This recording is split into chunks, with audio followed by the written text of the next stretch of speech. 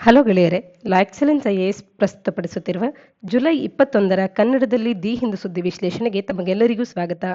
ಇಂದಿನ ಸುದ್ದಿ ವಿಶ್ಲೇಷಣೆಯನ್ನು ಪ್ರಾರಂಭ ಮಾಡೋದಕ್ಕೆ ಮುಂಚೆ ಸೂಚನೆಗಳಿವೆ. ಲಾ ಎಕ್ಸಲೆನ್ಸ್ ಐಎಎಸ್ನ ವತಿಯಿಂದ general studies prelims cum mains PCM ಬ್ಯಾಚಸ್ಗಳು 2022ನೇ ಇಸವಿಯ ಎಕ್ಸಾಮ್ಸ್ಗಳನ್ನು ನೀಡ್ತಾ ಇರ್ತಕ್ಕಂಥವ್ರಿಗೆ PCM ಬ್ಯಾಚಸ್ಗಳ ಕ್ಲಾಸಸ್ಗಳು ಆಗಸ್ಟ್ 5ರಿಂದ ಪ್ರಾರಂಭ ಆಗ್ತಾ ಇದೆ. ಈ PCM GS ಕ್ಲಾಸಸ್ಗಳು ನಿಮಗೆ ಮುಖ್ಯವಾಗಿ NCERT ಫೌಂಡೇಶನ್ ಕೋರ್ಸನ್ನು, GS ಕ್ಲಾಸಸ್ಗಳನ್ನು, ರ್ಯಾಪಿಡ್ ರಿವಿಷನ್ ಪ್ರೋಗ್ರಾಮಿನ ಈ ಕೋರ್ಸನ್ನು ಕೂಡ ಒಳಗೊಂಡಿರುತ್ತೆ. ಹಾಗೆ ಪ್ರಿಲಿಮ್ಸ್ ಕಮ್ ಮೇನ್ಸಿನ ಟೆಸ್ಟ್ ಸೀರೀಸ್ನ ಮಾಡ್ಯೂಲನ್ನು ಕೂಡ ಈ ಒಂದು ಪ್ರೋಗ್ರಾಮ್ ಒಳಗೊಂಡಿರ್ತಕ್ಕಂಥದ್ದು. ಈ ರೀತಿಯಾಗಿ ನಿಮಗೆ 4 ಮಾಡ್ಯೂಲ್ಸ್ಗಳು ಈ ಕೋರ್ಸ್ಗೆ ಜಾಯಿನ್ ಆಗೋದ್ರಿಂದ ನಿಮಗೆ ದೊರಕಲಿರುವಂಥದ್ದು. ಹಾಗೆ 2022ಕ್ಕೆ ಪ್ರಿಪೇರ್ ಆಗುವಂಥವ್ರಿಗೆ ಇದೊಂದು ಸೂಕ್ತವಾದಂಥ ಪ್ರೋಗ್ರಾಮ್ ಆಗುತ್ತೆ. ಹೆಚ್ಚಿನ ಮಾಹಿತಿಗಾಗಿ ಈ ಕೆಳಗೆ ನೀಡಿರ್ತಕ್ಕಂಥ ನಮ್ಮ ನಂಬರನ್ನು ಅಥವಾ ಚಂದ್ರ ಲೇಔಟ್ನಲ್ಲಿರ್ತಕ್ಕಂಥ ನಮ್ಮ ಒಂದು ಆಫೀಸನ್ನು ಕೂಡ ನೀವು ಕಾಂಟ್ಯಾಕ್ಟ್ ಮಾಡ್ಬೋದಾಗುತ್ತೆ. ಇಂದಿನ ಮೊದಲ article 2/3 of Indians have antibodies ಅಂತ ಹೇಳಿ ICMRನ ಸರ್ವೆ ತಿಳಿಸ್ತಾ ಇರತಕ್ಕಂಥದ್ದು. ಇಂಡಿಯನ್ ಕೌನ್ಸಿಲ್ ಆಫ್ ಮೆಡಿಕಲ್ ರಿಸರ್ಚ್ನವರು ಸೇರೋ ಸರ್ವೆಯನ್ನು ಕಂಡಕ್ಟ್ ಮಾಡ್ತಾ ಬಂದಿದ್ದಾರೆ COVID-19ಗೆ ಸಂಬಂಧಪಟ್ಟಂತೆ. ಈಗ 4th national COVID-19 zero survey ಅನ್ನುವಂಥದ್ದು ಆಗಿರ್ತಕ್ಕಂಥದ್ದು ICMRನ ಕಡೆಯಿಂದ. ಸರ್ವೆಯ ಪ್ರಕಾರ ಭಾರತದಲ್ಲಿ 6 ವರ್ಷಕ್ಕೆ ಮೇಲ್ಪಟ್ಟಂತ ಪಾಪ್ಯುಲೇಷನ್ನ ಪೈಕಿ 3ರಲ್ಲಿ 2 ಭಾಗದಷ್ಟು ಮಂದಿಗೆ COVID-19ನ ಈ SARS-CoV-2 ವೈರಸ್ಸಿಗೆ ಆಂಟಿಬಾಡೀಸ್ ಅನ್ನುವಂಥದ್ದು ಡೆವಲಪ್ ಆಗಿದೆ ಅನ್ನುವಂಥದ್ದನ್ನ 4ನೇ ಸುತ್ತಿನ national level COVID-19 zero survey ಅನ್ನುವಂಥದ್ದು ತಿಳಿಸ್ತಾ ಇರ್ತಕ್ಕಂಥದ್ದು. ನಿಯರ್ಲಿ 40 crore ಪೀಪಲ್ ಅಥವಾ 1/3 of the population are still vulnerable ಅನ್ನುವಂಥದ್ದನ್ನ ಕೂಡ ಇಲ್ಲಿ ತಿಳಿಸ್ತಾ ಇದೆ. ಅಂದ್ರೆ ಅವರಲ್ಲಿ ಇನ್ನೂ ಕೂಡ ಆಂಟಿಬಾಡೀಸ್ ಡೆವಲಪ್ ಆಗಿಲ್ಲ ಅನ್ನುವಂಥದ್ದನ್ನ ಜೂನ್ ಅಂಡ್ ಜುಲೈಯಲ್ಲಿ ಮಾಡಿರ್ತಕ್ಕಂಥ ರಿಸರ್ಚ್ನ ಅಧ್ಯಯನಗಳು ಈಗ ನಮಗೆ ತಿಳಿಸ್ತಾ ಇರ್ತಕ್ಕಂಥದ್ದು. ಇನ್ನು ಮಕ್ಕಳ ವಿಚಾರಕ್ಕೆ ಬಂದಾಗ 6ರಿಂದ 17 ವಯಸ್ಸಿನ ಮಕ್ಕಳಲ್ಲಿ ಅರ್ಧಕ್ಕೂ ಹೆಚ್ಚು ಮಕ್ಕಳು ಈ ಸೀರೋ ಪಾಸಿಟಿವ್ ಅಂತ ಹೇಳಿ ಗುರುತಿಸ್ಕೊಂಡಿದ್ದಾರೆ. ಅಂದ್ರೆ ಅವರಲ್ಲೂ ಕೂಡ ಆಂಟಿಬಾಡೀಸ್ ಇರುವಂತದನ್ನ ಈ ಒಂದು ಸರ್ವೆಯಲ್ಲಿ ನಮಗೆ ಕಾಣಸಿಕ್ಕಿರ್ತಕ್ಕಂಥದ್ದು. ಹಾಗೆ ರೂರಲ್ ಅಂಡ್ ಅರ್ಬನ್ ಏರಿಯಾಸ್ಗಳಿಗೆ ಕಂಪೇರ್ ಮಾಡಿದಾಗ ಸಿಮಿಲಾರಿಟಿಯನ್ನ ಕೂಡ ಕಾಣ್ತಾ ಇದ್ದಾವೆ ಈ ಸೀರೋ ಪ್ರಿವಿಲೆನ್ಸ್ ನಲ್ಲಿ.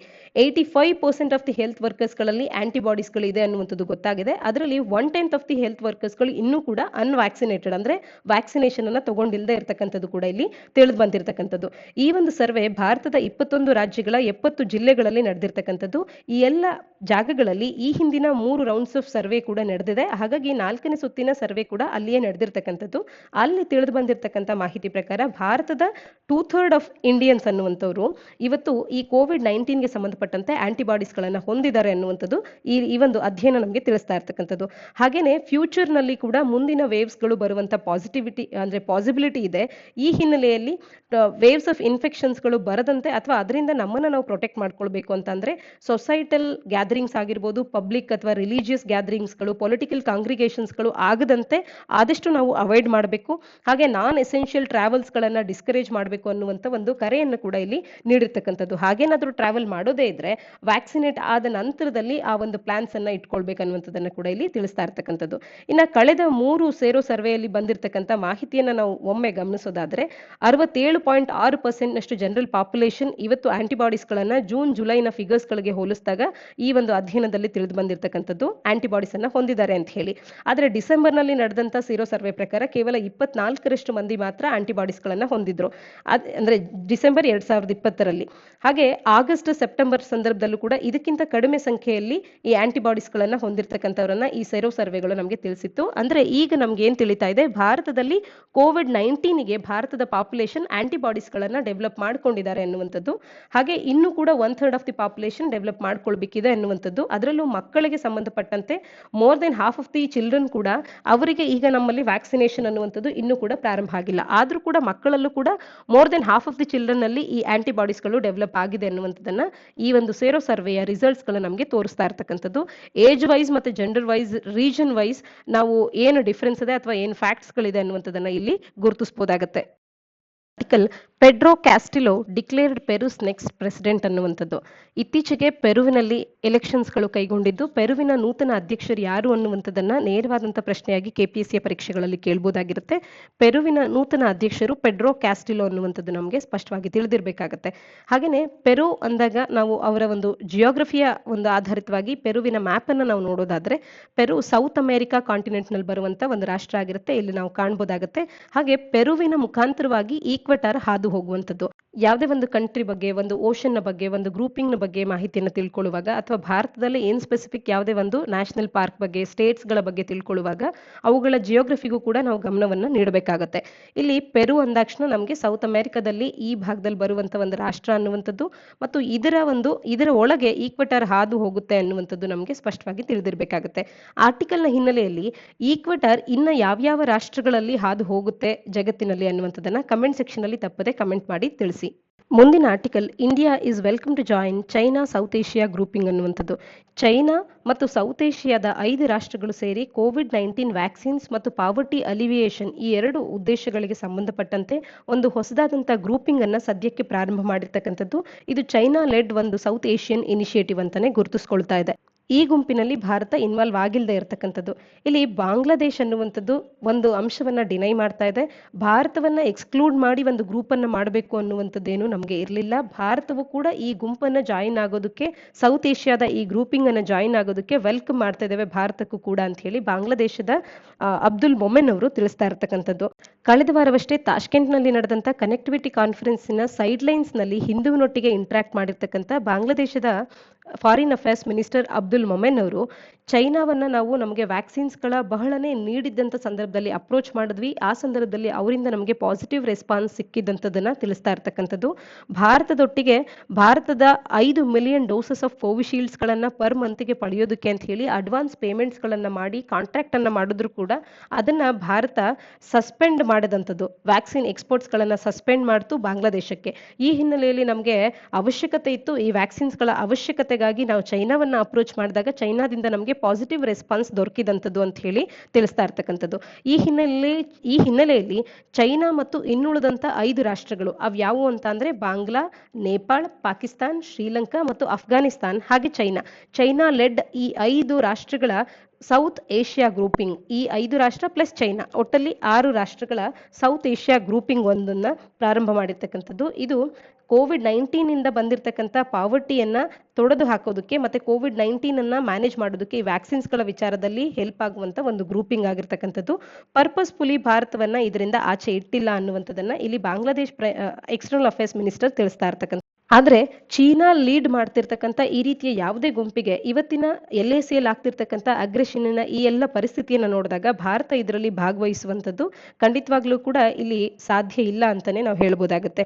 ಈ ರೀತಿ ಚೈನಾ ಸಾರ್ಕ್ ನಲ್ಲಿ ಬರುವಂತ ಮುಖ್ಯವಾದಂತ ನೇಷನ್ಸ್ಗಳನ್ನ ಒಳಗೊಂಡು ಒಂದು ಸಪರೇಟ್ ಆದಂತ ಗುಂಪನ್ನ ಮಾಡ್ಕೊಳ್ಳೋದ್ರಿಂದ ಈ ಸಾರ್ಕ್ ರೀಜನ್ ನಲ್ಲಿ ಇರುವಂತ ಸಾರ್ಕ್ ಗುಂಪಿನ ಒಂದು ಮಹತ್ವ ಏನಿದೆ ಅದು ಕೂಡ ಡೈಲ್ಯೂಟ್ ಆಗಲಿದೆ ಅನ್ನುವಂಥದ್ದನ್ನ ಆರ್ಟಿಕಲ್ ನಮಗೆ ತಿಳಿಸ್ತಾ ಇರ್ತಕ್ಕಂಥದ್ದು. ಇದರ ಹಿನ್ನೆಲೆಯಲ್ಲಿ ಸಾರ್ಕ್ ಗ್ರೂಪಿಂಗ್ ನ ಬಗ್ಗೆ ಒಂದಷ್ಟು ಮಾಹಿತಿಯನ್ನು ತಿಳ್ಕೊಳ್ಳೋದಾದ್ರೆ 1985ರಲ್ಲಿ ಈ ಒಂದು ಗ್ರೂಪಿಂಗ್ ಪ್ರಾರಂಭ ಆಗುತ್ತೆ.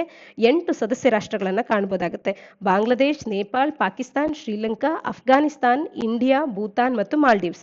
ಇವುಗಳ ಪೈಕಿ ಈ 3ಅನ್ನ ಭಾರತ, ಭೂತಾನ್ ಮತ್ತು ಮಾಲ್ಡೀವ್ಸ್ ಅನ್ನು ಹೊರತುಪಡಿಸಿ ಇನ್ನುಳಿದ 5 ರಾಷ್ಟ್ರಗಳು ಪ್ಲಸ್ ಚೈನಾದೊಟ್ಟಿಗೆ ಈಗ ಹೊಸದಾದಂತ ಒಂದು ಗುಂಪನ್ನ ಚೀನಾ ಲೀಡ್ ಮಾಡ್ತಿರ್ತಕ್ಕಂಥ ಗುಂಪು ಪ್ರಾರಂಭ ಆಗಿರ್ತಕ್ಕಂಥದ್ದು. ಕೋವಿಡ್-19 ನಿಂದ ಆಗಿರ್ತಕ್ಕಂಥ ಪಾವರ್ಟಿಯನ್ನ ಅಲಿವಿಯೇಟ್ ಮಾಡೋದಕ್ಕೆ, ಹಾಗೆ ಕೋವಿಡ್-19ಗೆ ಸಂಬಂಧಪಟ್ಟಂತೆ ವ್ಯಾಕ್ಸಿನ್ಸ್ಗಳ ವಿಚಾರ ಆಗಿರ್ಬೋದು, ಇವುಗಳ ವಿಚಾರದಲ್ಲಿ ಆ ಒಂದು ಕೋಆಪರೇಷನ್ ಅನ್ನ ಮಾಡ್ಕೊಳ್ಳೋದಕ್ಕೆ ಇಂಥ ಒಂದು ಗುಂಪು ಪ್ರಾರಂಭ ಆಗಿದೆ ಅಂತ ತಿಳಿಸ್ತಾ ಇರ್ತಕ್ಕಂಥದ್ದು. ಆದ್ರೆ ಈ ಒಂದು ಗುಂಪು ಈ ರೀಜನ್ ಅಲ್ಲಿ ಸಾರ್ಕಿಗೆ ಇರ್ತಕ್ಕಂಥ ಮಹತ್ವವನ್ನ ಡೈಲ್ಯೂಟ್ ಮಾಡುವಂತ ಕಾರ್ಯವನ್ನ ಮಾಡುತ್ತೆ ಅಂತ ಹೇಳಿ ನಾವು ತಿಳಿಸಬಹುದಾಗುತ್ತೆ. ಇದರೊಟ್ಟಿಗೆ ಭಾರತ ಇದರಲ್ಲಿ ಭಾಗಿಯಾಗುವಂಥದ್ದು ಖಂಡಿತವಾಗ್ಲೂ ಆಗೋದಿಲ್ಲ ಅನ್ನುವಂಥದ್ದನ್ನ ಕೂಡ ನಾವಿಲ್ಲಿ ಗಮನಿಸಬಹುದಾಗುತ್ತೆ. ಇದರ ಜೊತೆಗೆ India is the only country of all 8 SAARC Nations. ನಾವಿಲ್ಲಿ ಗಮನಿಸಬೇಕಾಗಿರ್ತಕ್ಕಂಥದ್ದು ಈ 8 ಸಾರ್ಕ್ ನೇಷನ್ಸ್ಗಳ ಪೈಕಿ ಚೀನಾದ ವ್ಯಾಕ್ಸಿನ್ಸ್ಗಳನ್ನ ನಾವು ತರಿಸ್ಕೊಳ್ಳೋದಕ್ಕೆ ಅಂದ್ರೆ ಇಂಪೋರ್ಟ್ ಮಾಡೋದಕ್ಕೆ ಯಾವುದೇ ಒಂದು ರಿಕ್ವೆಸ್ಟ್ ಅನ್ನ ಕಳಿಸದೇ ಇರುವಂತದ್ದು, ಹಾಗೆ ಚೈನೀಸ್ ವ್ಯಾಕ್ಸಿನ್ಸ್ಗಳನ್ನ ಆಕ್ಸೆಪ್ಟ್ ಮಾಡದೇ ಇರತಕ್ಕಂಥ ರಾಷ್ಟ್ರ ಯಾವುದು ಅಂತ ಅಂದಾಗ ಇಲ್ಲಿ ಭಾರತ ಮಾತ್ರ ಹೊರಗುಳಿಯುತ್ತೆ. ಹಾಗಾಗಿ ಈ ಗುಂಪಿನಿಂದ ಭಾರತ ಖಂಡಿತವಾಗ್ಲೂ ಕೂಡ ಹೊರಗುಳದಂತಾಗುತ್ತೆ. ಹಾಗೆ ಸಾರ್ಕ್ ನೇಷನ್ಸ್ಗಳಲ್ಲಿರ್ತಕ್ಕಂಥ ಇಂಪಾರ್ಟೆಂಟ್ ನೇಷನ್ಸ್ಗಳನ್ನ ಹೊಂದಿ ಈ ಗುಂಪು ಬಂದಿರೋದ್ರಿಂದ ಸಾರ್ಕ್ ಅನ್ನ ಈ ರೀಜನ್ ಅಲ್ಲಿ ಡೈಲ್ಯೂಟ್ ಮಾಡುವಂತ ಒಂದು ಕಾರ್ಯವನ್ನ ಕೂಡ ಈ ಒಂದು ಗ್ರೂಪಿಂಗ್ ಮಾಡುತ್ತೆ ಅನ್ನುವಂಥದ್ದನ್ನ ಆರ್ಟಿಕಲ್ ತಿಳಿಸ್ತಾ ಇರ್ತಕ್ಕಂಥದ್ದು. ಆರ್ಟಿಕಲ್ನ ಹಿನ್ನೆಲೆಯಲ್ಲಿ ಸಾರ್ಕ್ ನೇಷನ್ಸ್ಗಳ ಹೆಡ್ ಕ್ವಾರ್ಟರ್ಸ್ ಅನ್ನ ನಾವು ಎಲ್ಲಿ ಕಾಣ್ತೇವೆ ಅನ್ನುವಂಥದ್ದನ್ನ ನೀವು ಕಮೆಂಟ್ ಸೆಕ್ಷನ್ ಅಲ್ಲಿ ಕಮೆಂಟ್ ಮಾಡಿ ತಿಳಿಸಿ. ಮುಂದಿನ article, Supreme Court annuls part of co-op amendment ಅನ್ನುವಂಥದ್ದು ಕೋಆಪರೇಟಿವ್ಸ್ಗೆ ಸಂಬಂಧಪಟ್ಟಂತೆ 97ನೇ ಸಾಂವಿಧಾನಿಕ ತಿದ್ದುಪಡಿ 2012ರಲ್ಲಿ ಬಂದಂಥದ್ದು. ಇದು ಭಾಗ 9B ಅನ್ನ ಇಂಟ್ರೊಡ್ಯೂಸ್ ಮಾಡಿದಂಥ ಒಂದು ಇಂಪಾರ್ಟೆಂಟ್ ಅಮೆಂಡ್ಮೆಂಟ್ ಆಗಿ ಗುರುತಿಸ್ಕೊಳ್ಳುತ್ತೆ. ಕೋಆಪರೇಟಿವ್ಸ್ಗೆ ಸಂಬಂಧಪಟ್ಟಂತೆ ಯಾವ ತಿದ್ದುಪಡಿ ಅಂದಾಕ್ಷಣ ನಮಗೆ 97ನೇ ಸಾಂವಿಧಾನಿಕ ತಿದ್ದುಪಡಿ ಅನ್ನುವಂಥದ್ದು ಸ್ಪಷ್ಟವಾಗಿ ತಿಳಿದಿರಬೇಕಾಗತ್ತೆ. ಇದರೊಟ್ಟಿಗೆ ಪಾರ್ಟ್ 9B ಅಲ್ಲಿ ಕೋಆಪರೇಟಿವ್ಸ್ಗೆ ಸಂಬಂಧಪಟ್ಟಂತ ಆರ್ಟಿಕಲ್ಸ್ಗಳು ಯಾವುದು ಅನ್ನುವಂಥದ್ದು ಕೂಡ ನಮಗೆ ವಿಚಾರ ಅನ್ನುವಂಥದ್ದು ತಿಳಿದಿರಬೇಕಾಗತ್ತೆ. ಆರ್ಟಿಕಲ್ 243ZH ನಿಂದ ಹಿಡಿದು 243ZT ನವರೆಗೆ ಹೊಸದಾದಂಥ ಆರ್ಟಿಕಲ್ಸ್ಗಳನ್ನು ಈ ಒಂದು ಅಮೆಂಡ್ಮೆಂಟ್ ಅನ್ನುವಂಥದ್ದು ಇಂಟ್ರೊಡ್ಯೂಸ್ ಮಾಡಿದಂಥದ್ದು. ಇವೆಲ್ಲವೂ ಕೂಡ ಕೋಆಪರೇಟಿವ್ಸ್ಗೆ ಸಂಬಂಧಪಟ್ಟಂತ ಆರ್ಟಿಕಲ್ಸ್ಗಳಾಗಿರುವಂಥದ್ದು. ಇವಿಷ್ಟು ನಮಗೆ ಪ್ರಿಲಿಮ್ಸ್ ಪರ್ಸ್ಪೆಕ್ಟಿವ್ನಲ್ಲಿ ಇಂಪಾರ್ಟೆಂಟ್ ಆಗುವಂಥ ಫ್ಯಾಕ್ಟ್ಸ್ಗಳಾಗಿರುತ್ತೆ. ಇಲ್ಲಿ ಈ ಕೋಆಪರೇಟಿವ್ಸ್ಗೆ ಸಂಬಂಧಪಟ್ಟಂತೆ ಹೊಸದಾದಂಥ ಯೂನಿಯನ್ ಮಿನಿಸ್ಟ್ರಿ ಆಫ್ ಕೋಆಪರೇಷನ್ ಅನ್ನ ಕ್ರಿಯೇಟ್ ಮಾಡುವಂಥ ವಿಚಾರದಲ್ಲಿ ಈಗ ಸಾಕಷ್ಟು ಗೊಂದಲಗಳು ಮತ್ತು ಒಂದಷ್ಟು ಡಿಸ್ಕಷನ್ ಅನ್ನುವಂಥದ್ದು ನಡೀತಾ ಇರ್ತಕ್ಕಂಥದ್ದು. ಇಲ್ಲಿ ಈ ಒಂದು ಸುಪ್ರೀಂ ಕೋರ್ಟಿನ ತೀರ್ಪು ಅನ್ನುವಂಥದ್ದು ಯೂನಿಯನ್ ಮಿನಿಸ್ಟ್ರಿ ಆಫ್ ಕೋಆಪರೇಷನ್ ಅನ್ನ ಸ್ಥಾಪನೆ ಮಾಡ್ತಿರುವಂಥ ಹಿನ್ನೆಲೆಯಲ್ಲಿ ರಾಜ್ಯ ಸರ್ಕಾರಗಳಿಗೆ ಈ ಕೋಆಪರೇಟಿವ್ಸ್ಗೆ ಸಂಬಂಧಪಟ್ಟಂತೆ ಇರುವಂಥ ಎಕ್ಸ್ಕ್ಲೂಸಿವ್ ಲೆಜಿಸ್ಲೇಟಿವ್ ಪವರ್ಸ್ಗಳನ್ನು ಕಿತ್ಕೊಳ್ಳುವಂಥ ಒಂದು ಕಾರ್ಯ ಆಗುತ್ತೆ ಈ ಯೂನಿಯನ್ ಮಿನಿಸ್ಟ್ರಿ ಆಫ್ ಕೋಆಪರೇಷನ್ ಅನ್ನು ಪ್ರಾರಂಭ ಮಾಡುವಂಥದ್ದು ಅಂತ ಹೇಳಿ ರಾಜ್ಯ ಸರ್ಕಾರಗಳಿಗಿರುವಂಥ ಫಿಯರ್ ಅನ್ನ ತೆಗೆದು ಹಾಕುವಂಥ ನಿಟ್ಟಿನಲ್ಲಿ ಒಂದು ಸಿಗ್ನಿಫಿಕೆಂಟ್ ವರ್ಡಿಕ್ಟ್ ಅಂತಾನೆ ಈ ಒಂದು ಸುಪ್ರೀಂ ಕೋರ್ಟಿನ ವರ್ಡಿಕ್ಟ್ ಗುರುತಿಸ್ಕೊಳ್ಳುತ್ತೆ. ಈ ವರ್ಡಿಕ್ಟ್ ನಲ್ಲಿ ಸುಪ್ರೀಂ ಕೋರ್ಟಿನ ಮುಖ್ಯ ನ್ಯಾಯಮೂರ್ತಿಗಳಾದಂಥ ಜಸ್ಟಿಸ್ ನಾರಿಮನ್ ಅವರು ತಿಳಿಸ್ತಾ ಇರ್ತಕ್ಕಂಥದ್ದು ಈ ರೀತಿ ಬಂದಿರತಕ್ಕಂಥ ಪಾರ್ಟ್ 9B ಅನ್ನ ಇಂಟ್ರೊಡ್ಯೂಸ್ ಮಾಡಿರ್ತಕ್ಕಂಥ 97ನೇ ಸಾಂವಿಧಾನಿಕ ತಿದ್ದುಪಡಿ ಏನಿದೆ ಇದರಲ್ಲಿರ್ತಕ್ಕಂಥ ಅಂಶಗಳನ್ನ ಈಗ ಸ್ಟ್ರಕ್ ಡೌನ್ ಮಾಡ್ತಾ ಇರ್ತಕ್ಕಂಥದ್ದನ್ನ ನಾವು ಕಾಣ್ಬೋದಾಗುತ್ತೆ. ಕಾರಣ ಈ ರೀತಿ ಬಂದಿರತಕ್ಕಂಥ ಒಂದು ಸಾಂವಿಧಾನಿಕ ತಿದ್ದುಪಡಿ ಅನ್ನುವಂಥದ್ದು ರಾಜ್ಯ ಸರ್ಕಾರಗಳಿಂದ ರಾಟಿಫೈ ಆಗಬೇಕಾಗಿತ್ತು. ಆದರೆ ರಾಜ್ಯ ಸರ್ಕಾರಗಳಿಂದ ರಾಟಿಫಿಕೇಶನ್ ಆಗದ ಹಿನ್ನೆಲೆಯಲ್ಲಿ ಇದರಲ್ಲಿರ್ತಕ್ಕಂಥ ಅಂಶಗಳನ್ನ ಈಗ ಸ್ಟ್ರಕ್ ಡೌನ್ ಮಾಡ್ಲಾಗ್ತಾ ಇರ್ತಕ್ಕಂಥದ್ದನ್ನ ಸುಪ್ರೀಂ ಕೋರ್ಟ್ ತಿಳಿಸಿರ್ತಕ್ಕಂಥದ್ದು. ಇಲ್ಲಿರ್ತಕ್ಕಂಥ ಪ್ರಾವಿಷನ್ಸ್ಗಳೇನು ಅಮೆಂಡ್ಮೆಂಟ್ನ ಮುಖಾಂತರವಾಗಿ ಬಂದಿದೆ ಇವು ಪಾರ್ಲಿಮೆಂಟ್ ಇಂದ ಪಾಸ್ ಆಗಿದೆ. ಆದರೆ ಸ್ಟೇಟ್ ಲೆಜಿಸ್ಲೇಷನ್ಸ್ಗಳ ರಾಟಿಫಿಕೇಶನ್ ಅನ್ನುವಂಥದ್ದು ಆಗಿಲ್ಲ. ಇದನ್ನ ಕಾನ್ಸ್ಟಿಟ್ಯೂಷನ್ ಅನ್ನುವಂಥದ್ದು ರಿಕ್ವೈರ್ ಮಾಡುತ್ತೆ. ಇಲ್ಲಿ ನಂಬರ್ ಆಫ್ ಡಿರೆಕ್ಟರ್ಸ್ಗಳನ್ನ ಸೊಸೈಟಿಯಲ್ಲಿ ಎಷ್ಟು ಮಂದಿಯನ್ನು ಹೊಂದಿರಬೇಕು ಅನ್ನುವಂಥದ್ದಾಗಿರ್ಬೋದು ಅಥವಾ ನೆಸಸರಿ ಎಕ್ಸ್ಪರ್ಟೈಸ್ ಅನ್ನು ಹೊಂದಿರುವಂಥ ಮೆಂಬರ್ಸ್ಗಳನ್ನ ತಗೊಳ್ಬೇಕಾ ಇಲ್ವಾ ಈ ಎಲ್ಲ ಅಂಶಗಳ ಬಗ್ಗೆ ಕೂಲಂಕುಷವಾಗಿ ರಾಜ್ಯಗಳೊಟ್ಟಿಗೆ ಒಂದು ಒಪ್ಪಿಗೆಯನ್ನು ಪಡೆಯುವಂಥ ರಾಟಿಫಿಕೇಶನ್ ಅನ್ನುವಂಥದ್ದು ನಡೆದಿಲ್ಲದೆ ಇರತಕ್ಕಂಥದ್ದು. ಇದರ ಹಿನ್ನೆಲೆಯಲ್ಲಿ ಮೇಜರ್ ಜಡ್ಜ್ಮೆಂಟ್ ಇಲ್ಲಿ ಜಸ್ಟಿಸ್ ನಾರಿಮನ್ ಅವರು 89 ಪುಟಗಳ ಒಂದು ಜಡ್ಜ್ಮೆಂಟ್ ಅನ್ನು ನೀಡಿದ್ದಾರೆ. ಈ ಜಡ್ಜ್ಮೆಂಟ್ ನ ಪ್ರಕಾರವಾಗಿ ಎಕ್ಸ್ಕ್ಲೂಸಿವ್ ಲೆಜಿಸ್ಲೇಟಿವ್ ಪವರ್ಸ್ಗಳು ರಾಜ್ಯ ಸರ್ಕಾರಗಳಿಗೆ ಇರುತ್ತೆ ಅನ್ನುವಂಥದ್ದನ್ನ ಕೋಆಪರೇಟಿವ್ ಸೊಸೈಟೀಸ್ಗಳ ವಿಚಾರದಲ್ಲಿ ಇವರು ತಿಳಿಸ್ತಾ ಇರ್ತಕ್ಕಂಥದ್ದು. ಇದು ಸಾಕಷ್ಟು ರಾಜ್ಯ ಸರ್ಕಾರಗಳು ಹೊಸದಾದಂಥ ಮಿನಿಸ್ಟ್ರಿ ಆಫ್ ಕೋಆಪರೇಷನ್ ಅನ್ನ ಕೇಂದ್ರದಲ್ಲಿ ತರ್ತಾ ಇರ್ತಕ್ಕಂಥ ಹಿನ್ನೆಲೆಯಲ್ಲಿ ರಾಜ್ಯಗಳನ್ನ ಡಿಸ್ಎಂಪವರ್ ಮಾಡುತ್ತೆ ಇವು ಕೋಆಪರೇಟಿವ್ ಸೊಸೈಟೀಸ್ಗಳ ವಿಚಾರಗಳಲ್ಲಿ ಅಂತ ಹೇಳಿ ರಾಜ್ಯ ಸರ್ಕಾರಗಳೇನು ಭಯವನ್ನ ಹೊರಪಡಿಸಿತ್ತು ಇದರ ಹಿನ್ನೆಲೆಯಲ್ಲಿ ಇದೊಂದು ಬಹಳನೇ ವೆಲ್ಕಮಿಂಗ್ ಜಡ್ಜ್ಮೆಂಟ್ ಆಗುತ್ತೆ ರಾಜ್ಯ ಸರ್ಕಾರಗಳಿಗೆ ಅಂತಾನೆ ಹೇಳ್ಬೋದು. ಇನ್ನು ಪಾರ್ಟ್ 9B ಅಲ್ಲಿ ಬರುವಂತ ಈ ಆರ್ಟಿಕಲ್ಸ್ಗಳಾಗಿರ್ಬೋದು ಈ ತಿದ್ದುಪಡಿ ಆಗಿರ್ಬೋದು ಎಕ್ಸಾಮ್ ಪರ್ಸ್ಪೆಕ್ಟಿವ್ ನಲ್ಲಿ ಬಹಳನೇ ಇಂಪಾರ್ಟೆಂಟ್ ಆಗುತ್ತೆ. ಇದು ನಮಗೆ ಸ್ಪಷ್ಟವಾಗಿ ತಿಳಿದಿರಬೇಕಾಗುತ್ತೆ. ಎಕ್ಸ್ಕ್ಲೂಸಿವ್ ಲೆಜಿಸ್ಲೇಟಿವ್ ಪವರ್ ಅನ್ನ ಕೋಆಪರೇಟಿವ್ ಸೆಕ್ಟರ್ ಅನ್ನುವಂಥದ್ದು ಸ್ಟೇಟ್ ಲಿಸ್ಟ್ ನಲ್ಲಿ ಬರುವಂತ ಒಂದು ಎಂಟ್ರಿ ಆಗಿರುತ್ತೆ. Entry 32 of the state list ನಲ್ಲಿ ನಾವು ಇದನ್ನ ಕಾಣಬಹುದಾಗುತ್ತೆ ಕೋಆಪರೇಟಿವ್ ಸೆಕ್ಟರ್ ಅನ್ನ. ಈ ಕೋಆಪರೇಟಿವ್ ಸೆಕ್ಟರ್ ಸ್ಟೇಟ್ ಲಿಸ್ಟ್ ನಲ್ಲಿ ಬರುವಂತ ಹಿನ್ನೆಲೆಯಲ್ಲಿ ಇವುಗಳಿಗೆ ಸಂಬಂಧಪಟ್ಟಂತೆ ಬಂದಿರತಕ್ಕಂಥ ಒಂದು ತಿದ್ದುಪಡಿ ಅನ್ನುವಂಥದ್ದು ರಾಜ್ಯ ಸರ್ಕಾರಗಳಿಂದ ರಾಟಿಫೈ ಆಗಬೇಕಾಗಿತ್ತು. ಅದು ಆಗಿಲ್ಲದ ಹಿನ್ನೆಲೆಯಲ್ಲಿ ಇದನ್ನ ಈಗ ಸ್ಟ್ರಕ್ ಡೌನ್ ಮಾಡ್ತಾ ಇರ್ತಕ್ಕಂಥದ್ದು. ಇನ್ನ ಇಲ್ಲಿ ಮತ್ತೊಂದು ಅಂಶವನ್ನ ನಾವು ಗಮನಿಸಬೇಕಾಗುತ್ತೆ. ಇಲ್ಲಿ ಮಲ್ಟಿ ಸ್ಟೇಟ್ ಕೋಆಪರೇಟಿವ್ ಸೊಸೈಟೀಸ್ ಅಂತ ಬಂದಾಗ MSCS ಮಲ್ಟಿ ಸ್ಟೇಟ್ ಕೋಆಪರೇಟಿವ್ ಸೊಸೈಟೀಸ್ಗಳಲ್ಲಿ ಒಂದಕ್ಕಿಂತ ಹೆಚ್ಚು ರಾಜ್ಯಗಳನ್ನು ಒಳಗೊಂಡಂತ ಕೋಆಪರೇಟಿವ್ ಸೊಸೈಟೀಸ್ಗಳು ಅಥವಾ ಒಂದಕ್ಕಿಂತ ಹೆಚ್ಚು ರಾಜ್ಯ ಮತ್ತೊಂದು ಯೂನಿಯನ್ ಟೆರಿಟರಿಯ ರೀತಿಯಲ್ಲಿ ಎರಡಕ್ಕೂ ಹೆಚ್ಚು ರಾಜ್ಯಗಳು ಯೂನಿಯನ್ ಟೆರಿಟರೀಸ್ಗಳನ್ನು ಒಳಗೊಂಡಿರ್ತಕ್ಕಂಥ ಈ ಮಲ್ಟಿ ಸ್ಟೇಟ್ ಕೋಆಪರೇಟಿವ್ ಸೊಸೈಟೀಸ್ಗಳೇನಿದೆ ಇವುಗಳ ವಿಚಾರದಲ್ಲಿ ಕೇಂದ್ರ ಸರ್ಕಾರಗಳು ನಿರ್ಧಾರಗಳನ್ನು ತಗೊಳ್ಬಹುದಾಗಿರುತ್ತೆ. ಅವರಿಗೆ ಲೆಜಿಸ್ಲೇಟಿವ್ ಪವರ್ ಅನ್ನುವಂಥದ್ದು ಇರುತ್ತೆ. ಯಾಕೆ ಅಂತಂದ್ರೆ ಇಂಥ ಒಂದು ಲಿಸ್ಟ್ ಅನ್ನ ನಾವು entry 44 of the union list ನಲ್ಲಿ ಈ ಒಂದು ವಿಚಾರವನ್ನ ಕಾಣಬಹುದಾಗುತ್ತೆ. ಹಾಗಾಗಿ ಮಲ್ಟಿ ಸ್ಟೇಟ್ ಕೋಆಪರೇಟಿವ್ ಸೊಸೈಟೀಸ್ಗಳು ಯೂನಿಯನ್ ಗವರ್ಮೆಂಟ್ ನ ಒಂದು ಪರಿಧಿಯಲ್ಲಿ ಬಂದ್ರೆ ರಾಜ್ಯ ಸರ್ಕಾರಗಳ ಪರಿಧಿಯಲ್ಲಿ ಕೋಆಪರೇಟಿವ್ ಸೊಸೈಟೀಸ್ಗಳು ಆ ರಾಜ್ಯದಲ್ಲಿರ್ತಕ್ಕಂಥ ಕೋಆಪರೇಟಿವ್ ಸೊಸೈಟೀಸ್ಗಳು ಬರುವಂತ ಹಿನ್ನೆಲೆಯಲ್ಲಿ ಈ ಒಂದು ಆರ್ಟಿಕಲ್ಸ್ ನಲ್ಲಿ ಈ ಒಂದು ಅಮೆಂಡ್ಮೆಂಟ್ ನಲ್ಲಿ ಇರ್ತಕ್ಕಂಥ ಕೆಲವೊಂದು ಅಂಶಗಳನ್ನ ಸ್ಟ್ರಕ್ ಡೌನ್ ಮಾಡ್ತಾ ಇರ್ತಕ್ಕಂಥದ್ದನ್ನ ಆರ್ಟಿಕಲ್ ನಮಗೆ ತಿಳಿಸ್ತಾ ಇದೆ. ಹಾಗಾಗಿ ಪ್ರಿಲಿಮ್ಸ್ ಪರ್ಸ್ಪೆಕ್ಟಿವ್ ನಲ್ಲಿ ಇದು ಬಹಳನೇ ಇಂಪಾರ್ಟೆಂಟ್ ಆಗುವಂತ ಒಂದು ಅಂಶ ಆಗುತ್ತೆ. ಈ ಎಲ್ಲ ಫ್ಯಾಕ್ಟ್ಸ್ ಗಳು ನಿಮಗೆ ಸ್ಪಷ್ಟವಾಗಿ ತಿಳಿದಿರಬೇಕಾಗುತ್ತೆ. ಸದ್ಯಕ್ಕೆ 97ನೇ ಸಾಂವಿಧಾನಿಕ ತಿದ್ದುಪಡಿಯಲ್ಲಿ ಅಡಿಯಲ್ಲಿ ಬಂದಿರತಕ್ಕಂಥ ಹಲವು ವಿಚಾರಗಳಿಗೆ ಈಗ ಅವುಗಳನ್ನು ಸ್ಟ್ರಕ್ ಡೌನ್ ಮಾಡುವಂತ ಒಂದು ತೀರ್ಪನ್ನು ಸುಪ್ರೀಂ ಕೋರ್ಟ್ ನೀಡಿರ್ತಕ್ಕಂಥದ್ದು.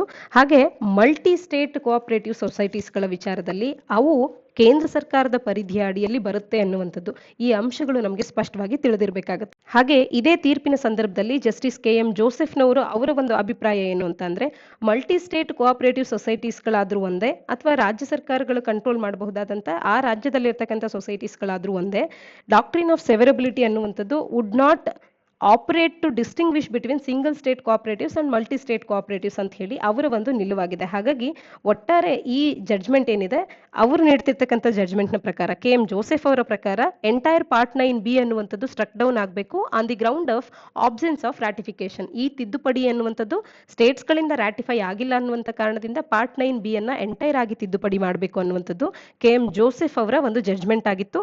ಆದರೆ ಈಗ ಒಂದು ಮೆಜಾರಿಟಿ ಜಡ್ಜ್ಮೆಂಟ್ನ ಪ್ರಕಾರವಾಗಿ ನಾವು ನೋಡೋದಾದ್ರೆ ಸದ್ಯಕ್ಕೆ ಸುಪ್ರೀಂ ಕೋರ್ಟ್ನಿಂದ ಹೊರಬಂದಿರತಕ್ಕಂಥದ್ದು ಮಲ್ಟಿ ಸ್ಟೇಟ್ ಕೋಆಪರೇಟಿವ್ ಸೊಸೈಟೀಸ್ಗಳೇನಿದೆ ಇವುಗಳು ಕೇಂದ್ರ ಸರ್ಕಾರದ ಪರಿಧಿಯ ಅಡಿಯಲ್ಲಿ ಬರುವಂಥದ್ದು. ಇನ್ನುಳಿದಂತ ಆಯಾ ರಾಜ್ಯದಲ್ಲಿರ್ತಕ್ಕಂಥ ಕೋಆಪರೇಟಿವ್ ಸೊಸೈಟೀಸ್ಗಳ ಲೆಜಿಸ್ಲೇಟಿವ್ ಪವರ್ ಅನ್ನುವಂಥದ್ದು ಎಕ್ಸ್ಕ್ಲೂಸಿವ್ ಆಗಿ ರಾಜ್ಯ ಸರ್ಕಾರಗಳಿಗೆ ಇರುತ್ತೆ ಅನ್ನುವಂಥದ್ದನ್ನ ನಾವು ಸ್ಪಷ್ಟವಾಗಿ ತಿಳ್ಕೊಳ್ಬೇಕು. ಪಾರ್ಟ್ 9B ಅಲ್ಲಿರ್ತಕ್ಕಂಥ ಹಲವು ಅಂಶಗಳನ್ನ ಈಗ ಸ್ಟ್ರಕ್ ಡೌನ್ ಮಾಡ್ತಾ ಇರ್ತಕ್ಕಂಥದ್ದು. ಆ ಒಂದು ತಿದ್ದುಪಡಿಯ ಬಗ್ಗೆ ನಮಗೆ ಪ್ರಿಲಿಮ್ಸ್ ಪರ್ಸ್ಪೆಕ್ಟಿವ್ ನಲ್ಲಿ ಬಹಳನೇ ಇಂಪಾರ್ಟೆಂಟ್ ಆಗೋದ್ರಿಂದ ಮಾಹಿತಿ ಇರಬೇಕಾಗುತ್ತೆ. KPSC ಪರೀಕ್ಷೆಗಳಲ್ಲೂ ಕೂಡ ಪಾರ್ಟ್ 9B ಯಾವುದಕ್ಕೆ ಸಂಬಂಧಪಟ್ಟಿದ್ದಂಥದ್ದು ಅಂತ ಕೇಳುವಂಥದ್ದಾಗಿರ್ಬೋದು, 97ನೇ ತಿದ್ದುಪಡಿಯ ಬಗ್ಗೆ ನೇರವಾಗಿ ಪ್ರಶ್ನೆಗಳನ್ನು ಕೇಳುವಂಥದ್ದು ಗಳನ್ನ ನಾವು ಕಾಣಬಹುದಾಗುತ್ತೆ. ಇಂದಿನ ಒಂದು ಎಡಿಟೋರಿಯಲ್ ಅನ್ನ ಡಿಸ್ಕಸ್ ಮಾಡೋಣ. ಸ್ಪೈ ಇನ್ ಹ್ಯಾಂಡ್ ಅನ್ನುವಂಥದ್ದು ಇದು ಪೆಗಸಿಸ್ನ ಬಗ್ಗೆ ಈಗೇನು ನಮ್ಮಲ್ಲಿ ಡಿಸ್ಕಷನ್ ನಡೀತಾ ಇದೆ ಅದಕ್ಕೆ ಸಂಬಂಧಪಟ್ಟಂತ ಒಂದು ಆರ್ಟಿಕಲ್ ಆಗಿರ್ತಕ್ಕಂಥದ್ದು. ಈ ಪೆಗಸಿಸ್ ಸ್ಪೈವೇರ್ನ ವಿಚಾರದಲ್ಲಿ ಗವರ್ಮೆಂಟ್ ಅನ್ನುವಂಥದ್ದು ಇಟ್ ಶುಡ್ ಕಮ್ ಕ್ಲೀನ್ ಅನ್ನುವಂಥದ್ದು ಮತ್ತು ಫೋನ್ ಸರ್ವೈಲೆನ್ಸ್ನ ವಿಚಾರದಲ್ಲಿ ಆಗ್ತಿರ್ತಕ್ಕಂಥ ರಿವಿಲೇಷನ್ಸ್ ಏನಿದೆ ಈ ಇಶ್ಯೂಸ್ಗಳ ಬಗ್ಗೆ ಗೌರ್ಮೆಂಟ್ ಶುಡ್ ಕಮ್ ಕ್ಲೀನ್ ಅಂದ್ರೆ ಅದರ ಬಗ್ಗೆ ಸರಿಯಾದಂಥ ಇನ್ವೆಸ್ಟಿಗೇಷನ್ ಆಗಿ ಗೌರ್ಮೆಂಟ್ ತನ್ನ ತಪ್ಪಿಲ್ಲ ಅನ್ನುವಂಥದ್ದನ್ನ ಸ್ಪಷ್ಟವಾಗಿ ತಿಳಿಸ್ಕೊಡ್ಬೇಕು. ಇದಕ್ಕಾಗಿ ಪಬ್ಲಿಕ್ಸ್ ಅಥವಾ ಈ ಒಂದು ಡೆಮಾಕ್ರಸಿ ಅನ್ನುವಂಥದ್ದು ವೆಯ್ಟ್ ಮಾಡ್ತಿದೆ ಅನ್ನುವಂಥ ನಿಟ್ಟಿನಲ್ಲಿ ಈ ಎಡಿಟೋರಿಯಲ್ ಅನ್ನ ನಾವು ಕಾಣಬಹುದಾಗುತ್ತೆ. ಇಲ್ಲಿ ಅಟ್ಲೀಸ್ಟ್ 1000 ಇಂಡಿಯನ್ ಫೋನ್ ನಂಬರ್ಸ್ಗಳು ಪೊಟೆನ್ಷಿಯಲ್ ಟಾರ್ಗೆಟ್ಸ್ ಆಗಿತ್ತು ಈ ಒಂದು ಸರ್ವೈಲೆನ್ಸ್ಗೆ. ಪೆಗಸಿಸ್ ಸ್ಪೈವೇರ್ ಅನ್ನುವಂಥದ್ದು ಇಸ್ರೇಲಿ ಕಂಪನಿಯೊಂದರಿಂದ ಸೋಲ್ಡ್ ಆಗಿರ್ತಕ್ಕಂಥ ಒಂದು ಸ್ಪೈವೇರ್. ಇದು approval of the Israeli government ಅನ್ನ ಕೂಡ ಪಡ್ಕೊಂಡಿರ್ತಕ್ಕಂಥದ್ದನ್ನ ಈ ಆರ್ಟಿಕಲ್ ನಮಗೆ ತಿಳಿಸ್ತಾ ಇದೆ. ಇದರಲ್ಲಿ 300 ನಂಬರ್ಸ್ಗಳು ವೆರಿಫೈ ಆಗಿದೆ. 22 ಫೋನ್ಸ್ಗಳನ್ನ Amnesty International and peer review ಮಾಡೋದಕ್ಕೆ ಅಂತ ಹೇಳಿ ಯೂನಿವರ್ಸಿಟಿ ಆಫ್ ಟೊರೆಂಟೋದ ಸಿಟಿಸನ್ ಲ್ಯಾಬ್ ಅನ್ನುವಂಥದ್ದು ಕೂಡ ಇನ್ವಾಲ್ವ್ ಆಗಿ ಇವುಗಳನ್ನ ಇನ್ವೆಸ್ಟಿಗೇಟ್ ಮಾಡ್ತಾ ಇರ್ತಕ್ಕಂಥದ್ದು. ಈ ಫೋರೆನ್ಸಿಕ್ ಅನಾಲಿಸಿಸ್ ಏನು ಈ ಫೋನ್ಸ್ಗಳನ್ನ ಸಬ್ಜೆಕ್ಟ್ ಮಾಡಿದ್ರು ಇಲ್ಲಿಂದ ನಮಗೆ ತಿಳಿದು ಬಂದಿರತಕ್ಕಂಥದ್ದು 10 ನಂಬರ್ಸ್ಗಳು ಕ್ಲಿಯರ್ಲಿ ಪೆಗಸಿಸ್ನಿಂದ ಟಾರ್ಗೆಟ್ ಆಗಿದೆ. ಇನ್ನ ಉಳಿದಂತ 12ರ ಪೈಕಿ 8 ಇನ್ಕನ್ಕ್ಲೂಸಿವ್ ರಿಸಲ್ಟ್ಸ್ಗಳನ್ನ ನೀಡಿರ್ತಕ್ಕಂಥದ್ದು. ಇಲ್ಲಿ ಎವಿಡೆನ್ಸ್ ಸ್ಟ್ರಾಂಗ್ ಆಗಿರುವಂತದನ್ನ ನಾವು ಗಮನಿಸಬಹುದಾಗುತ್ತೆ. ರೆವಿಲೇಷನ್ಸ್ಗಳು ಎಕ್ಸ್ಟ್ರೀಮ್ಲಿ ಹೈ ಆಗಿದೆ ಅನ್ನುವಂಥದ್ದು ಕಾಣಿಸ್ತಾ ಇರ್ತಕ್ಕಂಥದ್ದು. ಇಂಡಿಯನ್ ಸಿಟಿಸನ್ಸ್ಗಳು ಈ ರೀತಿಯಾದಂತಹ ಒಂದು ವಿಶಿಯಸ್ ಅನ್ಸಿವಿಲ್ ಸರ್ವೈಲೆನ್ಸ್ಗೆ surveillance campaign by government entity Indian ಆಗಿರ್ಬೋದು ಅಥವಾ ಫಾರಿನ್ ಎಂಟಿಟಿ ಆಗಿರ್ಬೋದು ಇವುಗಳಿಗೆ ಇಂಡಿಯನ್ ಸಿಟಿಸನ್ಸ್ಗಳು ಟಾರ್ಗೆಟ್ ಆಗಿದ್ರು ಅನ್ನುವಂಥದ್ದನ್ನ ಸ್ಪಷ್ಟವಾಗಿ ಇದು ನಮಗೆ ತೋರಿಸ್ತಾ ಇರ್ತಕ್ಕಂಥದ್ದು. ಆದ್ರೂ ಕೂಡ ಗವರ್ಮೆಂಟ್ ಅನ್ನುವಂಥದ್ದು ಈ ರೀತಿ ಯಾವುದೇ ಒಂದು ಸರ್ವೈಲೆನ್ಸ್ ಅನ್ನುವಂಥದ್ದು ಭಾರತೀಯರ ಫೋನ್ಸ್ಗಳಿಗೆ ಆಗಿಲ್ಲ ಅಂತ ಹೇಳಿ ತಮ್ಮ ಒಂದು ನಿಲುವನ್ನ ತಿಳಿಸ್ತಾ ಇರತಕ್ಕಂಥದ್ದು ಇದು ಸರಿಯಲ್ಲ. ಇದರ ಬದಲಾಗಿ ಸರಿಯಾದ ರೀತಿಯಲ್ಲಿ ಭಾರತದ ಸಿಟಿಸನ್ಸ್ಗಳನ್ನ ಪ್ರೊಟೆಕ್ಟ್ ಮಾಡಬೇಕು. ಹಾಗೆ ಗವರ್ಮೆಂಟ್ ಸರಿಯಾದ ಒಂದು ಎಕ್ಸ್ಪ್ಲನೇಷನ್ ಅನ್ನು ನೀಡುವಂಥದ್ದು ಮತ್ತು ಸರಿಯಾದ ರೀತಿಯಲ್ಲಿ ಇನ್ವೆಸ್ಟಿಗೇಷನ್ ಅನ್ನ ಮಾಡುವಂತ ಕಾರ್ಯವನ್ನ ಮಾಡಬೇಕು. Government should come out clean ಅನ್ನುವಂಥದ್ದನ್ನ ಲೇಖಕರು ತಿಳಿಸ್ತಾ ಇರತಕ್ಕಂಥದ್ದು. ಗವರ್ಮೆಂಟ್ ಆಫ್ ಇಂಡಿಯಾ ಹೇಳೋ ಪ್ರಕಾರ ಇಂಥ ಒಂದು ಇಲ್ಲಿಗಲ್ ಸರ್ವೈಲೆನ್ಸ್ ಅನ್ನುವಂಥದ್ದು ಭಾರತದಲ್ಲಿ ಪಾಸಿಬಲ್ ಇಲ್ಲವೇ ಇಲ್ಲ. ಯಾವುದೇ ಇಲ್ಲಿಗಲ್ ಸರ್ವೈಲೆನ್ಸ್ ಅನ್ನುವಂಥದ್ದು ಭಾರತದಲ್ಲಿ ಪಾಸಿಬಲ್ ಇಲ್ಲ ಅಂತ ಹೇಳಿ ಗವರ್ಮೆಂಟ್ ಆಫ್ ಇಂಡಿಯಾ ಹೇಳುತ್ತೆ. ಆದ್ರೆ ಲೀಗಲ್ ಪ್ರಾವಿಷನ್ಸ್ ಗಳನ್ನ ನಾವು ಕಾಣಬಹುದಾಗುತ್ತೆ. ಡಿಜಿಟಲಿ ಸ್ಟೋರ್ಡ್ ಇನ್ಫಾರ್ಮೇಶನ್ ಅನ್ನ ಹಾಗೆ ಕಮ್ಯುನಿಕೇಶನ್ಸ್ ಗಳನ್ನ ಇಂಟರ್ಸೆಪ್ಟ್ ಮಾಡಬಹುದಾಗುತ್ತೆ when it comes to national security and public safety. Public safety ಅಥವಾ ರಾಷ್ಟ್ರದ ಭದ್ರತೆ ಅನ್ನುವಂಥ ವಿಚಾರದಲ್ಲಿ ಈ ರೀತಿಯ ಲೀಗಲ್ ಪ್ರಾವಿಷನ್ಸ್ ಗಳನ್ನ ಕೂಡ ಭಾರತ ಹೊಂದಿರತಕ್ಕಂಥದ್ದು. ಇಲ್ಲಿ ಸರ್ವೈಲೆನ್ಸ್ ಅನ್ನ ಮಾಡೋದು ಅಲೋ ಇದೆ.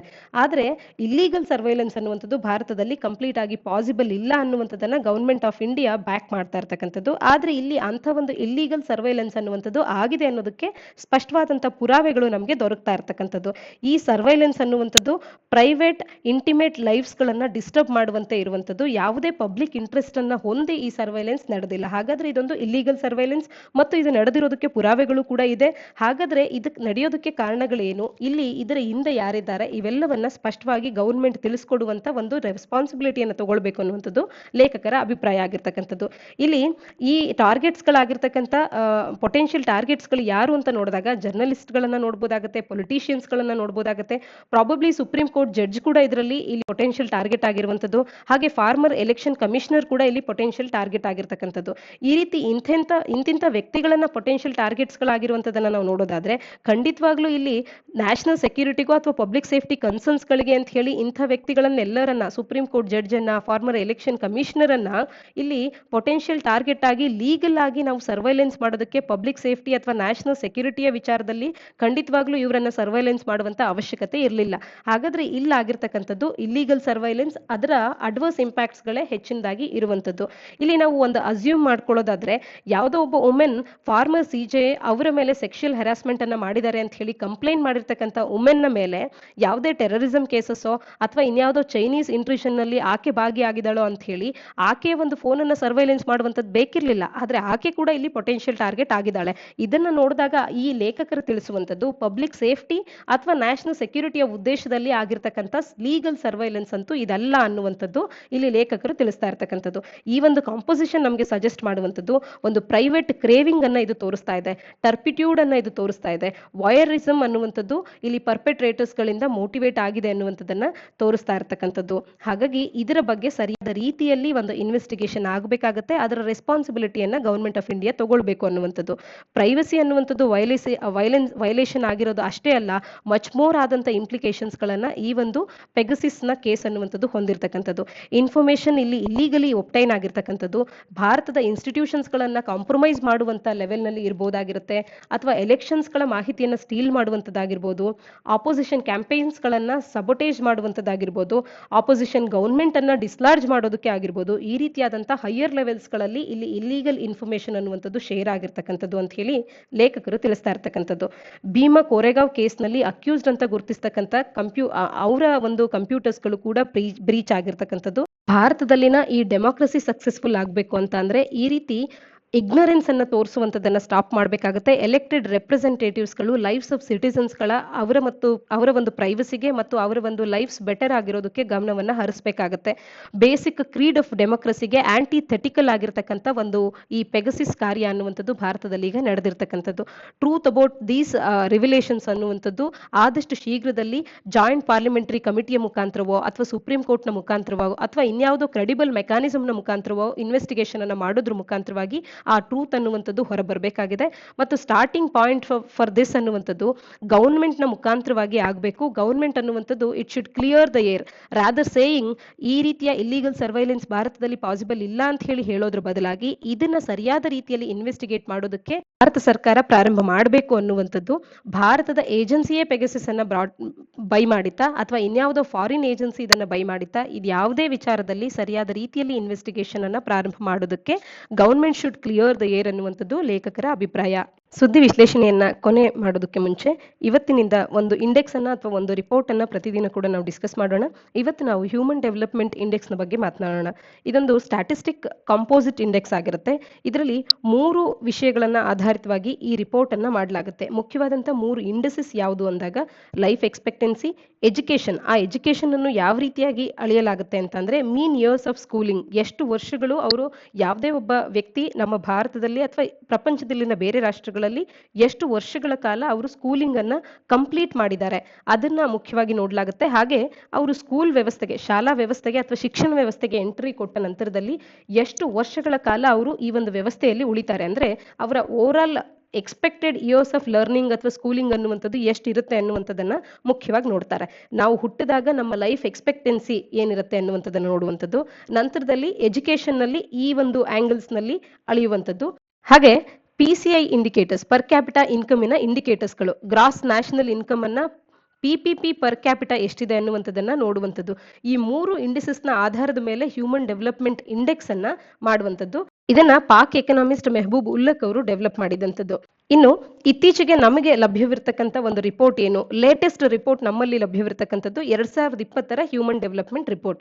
ಈ 2020ರ ರಿಪೋರ್ಟ್ ಅನ್ನ 2019ರಲ್ಲಿ ಯಾವ ರಾಷ್ಟ್ರಗಳು ಯಾವ ವ್ಯಾಲ್ಯೂಸ್ ಅನ್ನ ಈ 3 ಕಾಂಪೊನೆಂಟ್ಸ್ ಗಳಲ್ಲಿ ಪಡೆದಿರುತ್ತೆ ಅದರ ಆಧಾರದ ಮೇಲೆ ನೀಡಲಾಗುತ್ತೆ. HDI ವ್ಯಾಲ್ಯೂ ಅಂತ ಹೇಳಿ ಪ್ರತಿಯೊಂದು ಕಂಟ್ರಿಗೂ ಕೂಡ ನೀಡಲಾಗುತ್ತೆ. ಭಾರತದ ಈ ವ್ಯಾಲ್ಯೂ ಏನು, 2019ರ ವ್ಯಾಲ್ಯೂ ಏನು ಅಂತ ಅಂದ್ರೆ 0.645. ಈ ವ್ಯಾಲ್ಯೂನ ಆಧಾರದ ಮೇಲೆ ಈ 2020ರ ರಿಪೋರ್ಟ್ ಅನ್ನ ನೀಡುವಂತದ್ದು. 2020ರ ಡಿಸೆಂಬರ್ನಲ್ಲಿ ಬಂದಿರತಕ್ಕಂಥ ರಿಪೋರ್ಟ್ ಸದ್ಯಕ್ಕಿರುವಂತ ಲೇಟೆಸ್ಟ್ ರಿಪೋರ್ಟ್ ಆಗುತ್ತೆ. ಈ ವರ್ಷದ ರಿಪೋರ್ಟ್ ನಲ್ಲಿ 189 ಕಂಟ್ರೀಸ್ ಗಳನ್ನ ಇಲ್ಲಿ ಮೆಜರ್ ಮಾಡಿರ್ತಕ್ಕಂಥದ್ದು. ಅಲ್ಲಿ 131ನೇ ಸ್ಥಾನವನ್ನ ಭಾರತ ಪಡ್ಕೊಂಡಿರ್ತಕ್ಕಂಥದ್ದು. ಭಾರತದ ಸ್ಥಾನಮಾನ ಎಷ್ಟು ಅನ್ನುವಂಥದ್ದು ಕೂಡ ನಮಗೆ ಪರ್ಫೆಕ್ಟ್ ಆಗಿ ತಿಳಿದಿರುವಂತದ್ದು ಮುಖ್ಯ ಆಗುತ್ತೆ. KPSCಯ ಹಲವಾರು ಪರೀಕ್ಷೆಗಳಲ್ಲಿ ಈ ವರ್ಷದ ರ್ಯಾಂಕಿಂಗ್ ಅನ್ನೇ ನೇರವಾಗಿ ಕೇಳುವಂತದನ್ನ ನಾವು ಹಲವಾರು ಬಾರಿ ಕಾಣಬಹುದಾಗುತ್ತೆ. ಇದೊಂದೇ ರಿಪೋರ್ಟ್ ಅಂತಲ್ಲ, ಬೇರೆ ಬೇರೆ ರಿಪೋರ್ಟ್ಸ್ ಗಳಲ್ಲಿ ಇದು ಇಂಪಾರ್ಟೆಂಟ್ ಆಗುತ್ತೆ. ಹಾಗೆ UPSCಯಲ್ಲಿ ಈಗಾಗಲೇ ಯಾವ ರೀತಿಯ ಪ್ರಶ್ನೆಗಳನ್ನ ಕೇಳ್ತಾ ಇದ್ರು ಅಂದ್ರೆ, ಮುಖ್ಯವಾಗಿ ಯಾವುದೇ ಒಂದು ರಿಪೋರ್ಟ್ ಅನ್ನ ತಗೊಂಡಾಗ ಅದನ್ನ ಯಾರು ರಿಲೀಸ್ ಮಾಡ್ತಾರೆ ಅನ್ನುವಂಥದ್ದು, ಆ ಸಂಸ್ಥೆಯ ಹೆಸರು ನಮಗೆ ಬಹಳನೇ ಇಂಪಾರ್ಟೆಂಟ್ ಆಗುತ್ತೆ. UPSCಯಲ್ಲಿ ಸಾಲಿಡ್ ಆಗಿ 2 ಅಂಕಗಳನ್ನ ತಂದುಕೊಡುವಂತ ಪ್ರಶ್ನೆ ಇದಾಗಿರುತ್ತೆ. ಒಮ್ಮೊಮ್ಮೆ 2 ಇಂಡೆಕ್ಸ್ ಗಳನ್ನ ಕೂಡ ಕೇಳುವಂತದ್ದು. ಹಾಗಾಗಿ 4 ಅಂಕಗಳವರೆಗೂ ಕೂಡ ನೀವು ಪ್ರಿಲಿಮ್ಸ್ ನಲ್ಲಿ ಇದರಿಂದ ಅಂಕಗಳನ್ನ ಪಡ್ಕೊಳ್ಬಹುದಾಗುತ್ತೆ. ಒಂದ್ ವೇಳೆ ನೀವು ತಪ್ಪು ಮಾಡಿದ್ದೆ ಆದ್ರೆ 2 ಪ್ರಶ್ನೆಗಳಿಂದ 1.3 ಅಷ್ಟು ಮಾರ್ಕ್ಸ್ ಗಳನ್ನ ಕೂಡ ನೀವು ಕಳ್ಕೊಳ್ಬೇಕಾಗುತ್ತೆ. ಈ ಹಿನ್ನೆಲೆಯಲ್ಲಿ ನೀವು ರಿಪೋರ್ಟ್ಸ್ ಗಳನ್ನ ಅದನ್ನ ಯಾರು ರಿಲೀಸ್ ಮಾಡ್ತಾರೆ ಈ ಅಂಶಗಳನ್ನ ಬಹಳನೇ ಸ್ಪಷ್ಟವಾಗಿ ತಿಳ್ಕೊಳ್ಳುವಂಥದ್ದು ಬಹುಮುಖ್ಯ ಆಗುತ್ತೆ. ಹಾಗೆ ಈ ರೀತಿ ಇಂಪಾರ್ಟೆಂಟ್ ಇಂಡೆಕ್ಸ್ ಗಳಿದ್ದಾಗ ಆ ಇಂಡೆಕ್ಸ್ ಗಳನ್ನ ಯಾವ ಬೇಸಿಸ್ ನ ಆಧಾರದ ಮೇಲೆ ಕೊಡ್ತಾರೆ, ಹಾಗೆ ಭಾರತದ ರ್ಯಾಂಕಿಂಗ್ ಏನಿರುತ್ತೆ ಅದನ್ನ ಯಾರು ಡೆವಲಪ್ ಮಾಡಿದ್ರು, ಈ ರೀತಿ ಡೀಟೈಲ್ ಆಗು ಕೂಡ ತಿಳ್ಕೊಳ್ಬೇಕಾಗಿರುವಂತದ್ದು ಅವಶ್ಯಕ. ಯಾಕೆಂತಂದ್ರೆ UPSCಯಲ್ಲಿ ಇದುವರೆಗೂ ನೇರವಾಗಿ ಪ್ರಶ್ನೆಯನ್ನ ಕೇಳಿದ್ರು ಕೂಡ ಕೆಲವೊಮ್ಮೆ ಈ ರೀತಿಯ ಇಂಡೆಕ್ಸ್ ಗಳನ್ನೇ ಇಂಪಾರ್ಟೆಂಟ್ ಆಗಿ ಕೊಟ್ಟು ಅದಕ್ಕೆ ಸಂಬಂಧಪಟ್ಟಂತೆ 3-4 ಸ್ಟೇಟ್ಮೆಂಟ್ಸ್ ಗಳನ್ನ ಕೊಟ್ಟು ಅದರಲ್ಲಿ ಯಾವ್ದು ಸರಿ ತಪ್ಪು ಅಂತ ಹೇಳಿ ಕೇಳಬಹುದು. ಆ ಸಂದರ್ಭದಲ್ಲಿ ಅದನ್ನ ಡೆವಲಪ್ ಮಾಡಿದಂತವ್ರು ಯಾರು ಅಥವಾ ಅದರ ರ್ಯಾಂಕಿಂಗ್ ಏನು ಈ ವರ್ಷದಲ್ಲಿ ಬಂದಿರತಕ್ಕಂಥದ್ದು, ಇವುಗಳನ್ನ ಕೂಡ ಕೇಳಬಹುದು. ಒಂದು ಅಂಶ. ಮತ್ತೊಂದು, KPSCಯ ಪರೀಕ್ಷೆಗಳಲ್ಲಿ ನೇರವಾಗಿ ಈ ವರ್ಷದ ರ್ಯಾಂಕಿಂಗ್ಸ್ ಗಳನ್ನೇ ಕೇಳುವಂತದ್ದು ಅಥವಾ ಡೆವಲಪ್ ಯಾರು ಮಾಡಿದ್ರು ಅನ್ನುವಂಥದ್ದು ಅಥವಾ ಈ ರೀತಿ ಇಂಡಸಿಸ್ ಅನ್ನ ಯಾವ್ದನ್ನ ಬಳಸ್ಕೊಳ್ತಾರೆ ಅಂತ ಕೇಳುವಂಥದ್ದು, ಈ ರೀತಿಯ ಪ್ರಶ್ನೆಗಳನ್ನ ಹಲವಾರು ಪರೀಕ್ಷೆಗಳಲ್ಲಿ KPSC ಅಡಿಯಲ್ಲಿ ಕೂಡ ಕಾಣಬಹುದಾಗುತ್ತೆ. ಹಾಗಾಗಿ ಈ ಎಲ್ಲಾ ಕಾಂಪೊನೆಂಟ್ಸ್ ನಮಗೆ ಎಕ್ಸಾಮ್ ಪರ್ಸ್ಪೆಕ್ಟಿವ್ ನಲ್ಲಿ ಬಹಳನೇ ಇಂಪಾರ್ಟೆಂಟ್ ಆಗುತ್ತೆ. ಇದರ ಜೊತೆಗೆ ಈ ಸ್ಟಾಟ್ಸ್ ನಮಗೆ ಮೇನ್ಸ್ ಪ್ರಶ್ನೆಗಳಲ್ಲಿ ಬಹಳ ಅನುಕೂಲ ಆಗುವಂತ ಒಂದು ಸ್ಟಾಟ್ಸ್ ಆಗಿರುತ್ತೆ. ಈ ರ್ಯಾಂಕಿಂಗ್ಸ್ ಗಳು ನಮ್ಗೆ ಗೊತ್ತಿದ್ರೆ ಇವುಗಳನ್ನ ನಾವು ನಮ್ಮ SAL ಆಗಿರ್ಬೋದು, ಎಥಿಕ್ಸ್ ಪೇಪರ್ಸ್ ಗಳಲ್ಲಾಗಿರ್ಬೋದು ಅಥವಾ ಇನ್ಯಾವುದೇ GS ಪೇಪರ್ಸ್ ಗಳಲ್ಲಾಗಿರ್ಬೋದು ಬಳಸ್ಕೊಳ್ಳೋದಕ್ಕೆ ಬಹಳನೇ ನೆರವಾಗುವಂಥದ್ದು. ಹಾಗೆ ನಮ್ಮ ಉತ್ತರಕ್ಕೆ ಒಂದು ವ್ಯಾಲ್ಯೂ ಅಡಿಷನ್ ಅನ್ನುವಂಥದ್ದು ಆಗುತ್ತೆ. ಕೇವಲ ಸ್ಟಾಟ್ಸ್ ಅನ್ನ ತಿಳ್ಕೊಳ್ಳೋದಷ್ಟೇ ಅಲ್ಲ, ಈಗಿನ ಟ್ರೆಂಡ್ ಯಾವ ರೀತಿಯಾಗಿದೆ ಅಂದ್ರೆ ಕಳೆದ ವರ್ಷ ನಮ್ಮ ಈ ಒಂದು ಭಾರತದ ಈ ಒಂದು ರ್ಯಾಂಕಿಂಗ್ ಅನ್ನುವಂಥದ್ದು ಯಾವ ರೀತಿಯಾಗಿತ್ತು, ಈ ವರ್ಷ ಯಾವ ರೀತಿಯಾಗಿದೆ, ಭಾರತ ಇನ್ವಾಲ್ವ್ ಆಗಿರತಕ್ಕಂಥ ಇಂಪಾರ್ಟೆಂಟ್ ಗ್ರೂಪಿಂಗ್ಸ್ಗಳು ಅಂತ ಗುರುತಿಸ್ಕೊಳ್ಳುವಂತ ಬ್ರಿಕ್ಸ್ ನೇಷನ್ಸ್ ಆಗಿರ್ಬೋದು ಅಥವಾ ಏಷ್ಯಾದಲ್ಲಿರ್ತಕ್ಕಂಥ ನಮ್ಮ ಸುತ್ತಮುತ್ತಲಿನ ಕಂಟ್ರೀಸ್ಗಳಾಗಿರ್ಬೋದು, ಬಿಮ್ಸ್ಟೆಕ್ ಆಗಿರ್ಬೋದು, ಈ ರೀತಿಯ ಗುಂಪುಗಳಲ್ಲಿರ್ತಕ್ಕಂಥ ಸದಸ್ಯರಿಗೆ ಹೋಲಿಸ್ಕೊಂಡಾಗ ಭಾರತದ ಸ್ಥಾನಮಾನ ಯಾವ ರೀತಿಯಾಗಿದೆ ಇದು ನಮಗೆ ಬಹಳನೇ ಮುಖ್ಯವಾಗಿ ತಿಳಿದಿರಬೇಕಾಗುತ್ತೆ. ಮೇನ್ಸ್ ಉತ್ತರಗಳನ್ನ ಬರೆಯುವಾಗ ಈ ಒಂದು ಅಂಶ ಅನ್ನುವಂಥದ್ದು ನಮಗೆ ಒಂದು ಕ್ಲಾರಿಟಿಯನ್ನ ಕೊಡುತ್ತೆ. ನಮ್ಮ ಉತ್ತರಗಳಲ್ಲಿ ಒಂದು ಕಂಟ್ರೋಲ್ ಅನ್ನುವಂಥದ್ದು ನಮಗೆ ಇರುತ್ತೆ. ಈ ರೀತಿಯಾಗಿ ನಾವು ಈ ಎಲ್ಲ ಮಾಹಿತಿಗಳನ್ನ ರಿಪೋರ್ಟ್ಸ್ಗೆ ಸಂಬಂಧಪಟ್ಟಂತೆ ತಿಳ್ಕೊಳ್ಬೇಕಾಗುತ್ತೆ. UPSC KPSCಯ ಯಾವುದೇ ಪರೀಕ್ಷೆಗಳಿಗೆ, ಮುಖ್ಯ ಪರೀಕ್ಷೆ ಆಗಿರ್ಬೋದು ಅಥವಾ ಪೂರ್ವಭಾವಿ ಪರೀಕ್ಷೆ ಆಗಿರ್ಬೋದು, ಬಹಳ ಉಪಯುಕ್ತವಾದಂತ ಮಾಹಿತಿ.